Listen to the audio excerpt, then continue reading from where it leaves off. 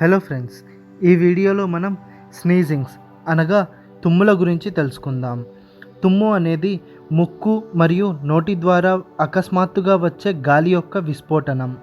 తుమ్ములు రావడానికి కారణం ట్రైజెమినల్ నర్వ్. ఇది మన ముక్కులో ఉంటుంది.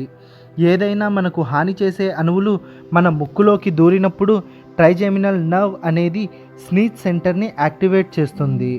స్నీజ్ సెంటర్ బ్రెయిన్ స్టెమ్కి దగ్గరలో ఉంటుంది.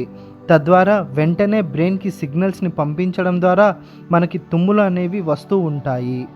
ట్రైజెమినల్ నర్వ్ యాక్టివేట్ అవ్వాలి అంటే మన ముక్కు లేదా గొంతులో ఉండే మ్యూకస్ మెంబ్రెయిన్ ఇరిటేట్ అవ్వాలి.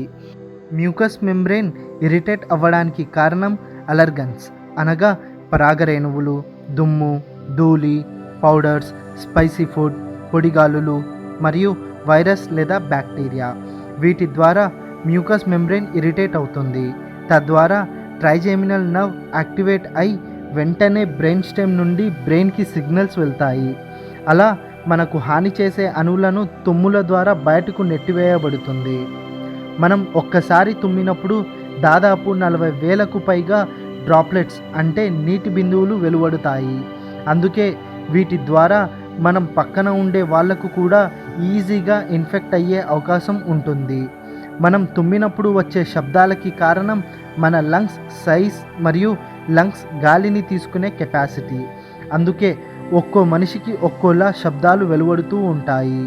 తుమ్మినప్పుడు వెలువడే గాలి యొక్క వేగం దాదాపు గంటకు 161 కిలోమీటర్ల వేగంతో వెలువడుతుంది.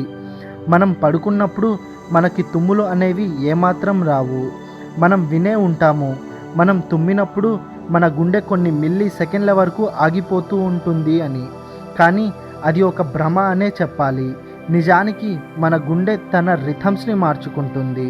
తద్వారా మన బ్లడ్ ఫ్లో అతి కొద్ది సమయం వరకు తగ్గుతుంది. అలా తుమ్మినప్పుడు మనకు తేలిగ్గా అయినట్టు అనిపిస్తుంది. ఈ ఇన్ఫర్మేషన్ మీకు నచ్చినట్లయితే please like, share and subscribe to facts of science Telugu channel. Thank you.